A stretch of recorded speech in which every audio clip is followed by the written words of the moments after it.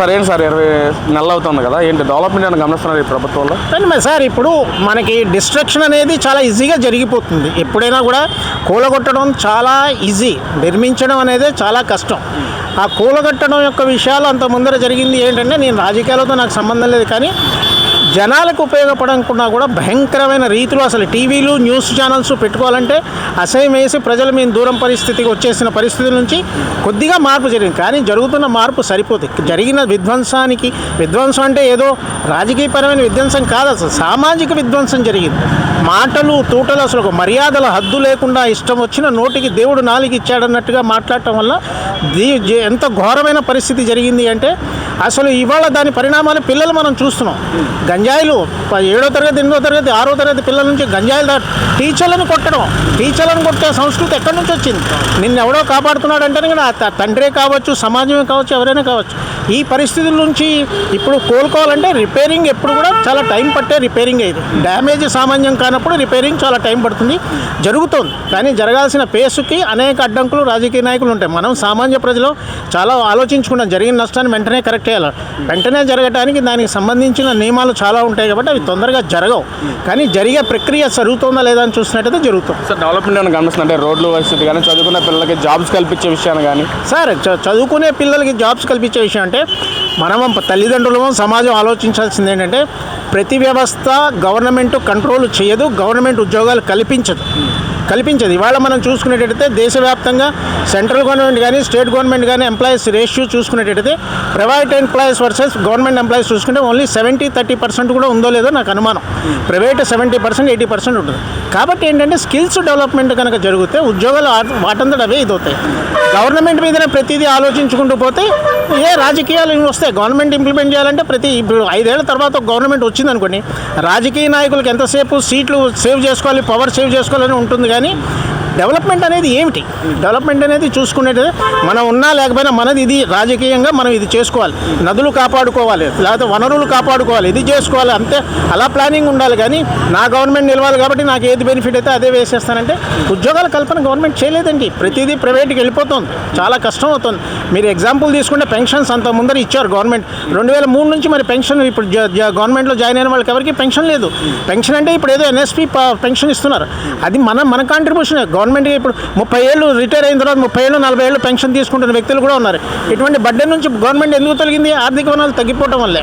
కాబట్టి ఇది జరగాలి. గవర్నమెంట్ ఉద్యోగాల కన్నా కూడా మనం ప్రైవేట్ ఎంటర్ప్రెన్యూర్షిప్ స్కిల్స్ నేర్చుకుంటే దాన్ని గవర్నమెంట్ ఇంప్రూవ్ చేస్తే ప్రతి ఒక్క వ్యాపారవేత్త కింద తయారవుతాడు. ఒకవేళ ఒక వ్యక్తి వ్యాపారవేత్త తయారైపోయినా స్కిల్స్ ఉండడం వల్ల వేరే చోట ఉద్యోగాలు తెచ్చుకోవడానికి వీలుంటుంది. Thank you sir. గురుగారు నమస్తే, మీ పేరండి? నెమలకంటి దేవదాసు. సరే అండి, వ్యవసాయం చేస్తారా మీరు?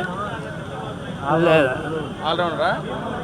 వ్యవసాయం చేస్తాం సార్. మరేంటి ఈ రోజున అన్నదాతలు మొత్తం ఆత్మహత్యలు చేసుకుంటున్నారు, కూటమి ప్రభుత్వం వచ్చిన తర్వాత అంటున్నారు, ఏంటి మీ అభిప్రాయం దాని మీద? ఇవన్నీ ప్రతిపక్షాల వారు పన్నుతున్న కుట్రాలు. ఆ కుట్రాలో భాగంగా ఇటువంటి పదజాలాలన్నీ కూడా ప్రాంతాల వారీగా సామాజిక వర్గాల వారిని రెచ్చగొట్టే విధానాన్ని అవలంబిస్తున్నారు.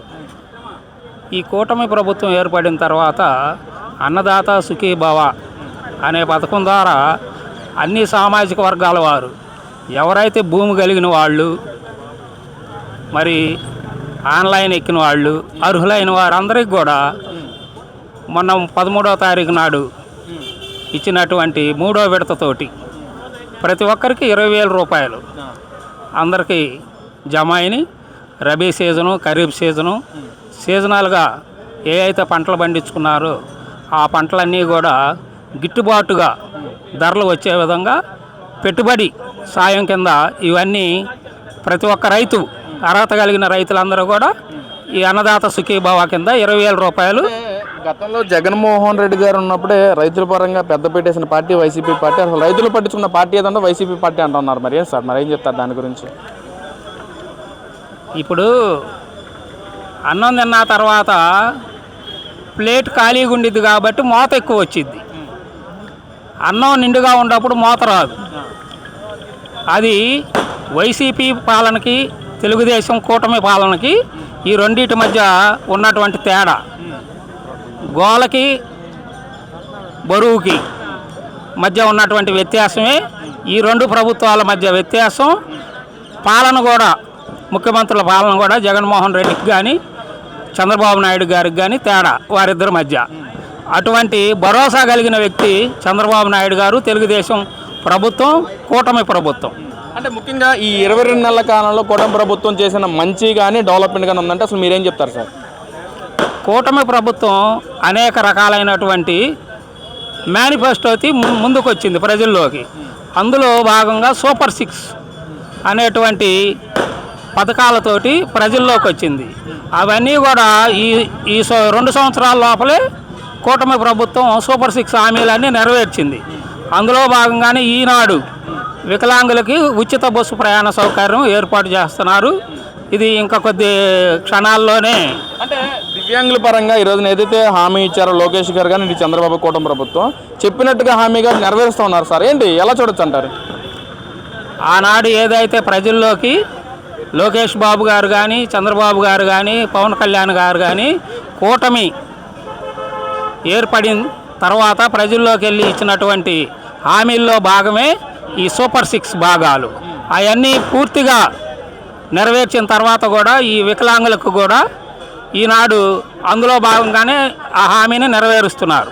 అంటే దాదాపుగా 100% 2 సంవత్సరాల లోపలే సూపర్ 6 హామీలన్నీ కూడా ఈ కూటమి ప్రభుత్వం ప్రజలకు నెరవేర్చింది. గత పాలకులేమో ఏదైతే చంద్రబాబు నాయుడు గారు కూటమి ప్రభుత్వం సూపర్ 6 హామీలు అన్నారో అది తూతూ మంత్రంగానే అమలు చేశారు. అసలు సరైన సామాన్యులకు ఎవరికి అందలేదని చెప్పి అంటున్నారు. మరేంటి సార్? సామాజిక వర్గాల వారిగా ప్రజల్ని రెచ్చగొట్టే విధానంలో వైసీపీ నాయకులు నిమగ్నమయ్యి ఉన్నారు. వారి పార్టీలో ఉన్న వాళ్ళకి కూడా ఈ సూపర్ 6లో భాగంగా పథకాలు కూడా వారికి చేరినవి. వారు కూడా హర్ష వ్యక్తం చేస్తున్నారు. ఈ ప్రభుత్వం మీద ఎంతో అయ్యి ఉన్నారు. వారి పార్టీలో ఉన్న వాళ్ళకి కూడా ఈ సూపర్ 6లో భాగంగా పథకాలు కూడా వారికి చేరినవి. వారు కూడా హర్ష వ్యక్తం చేస్తున్నారు.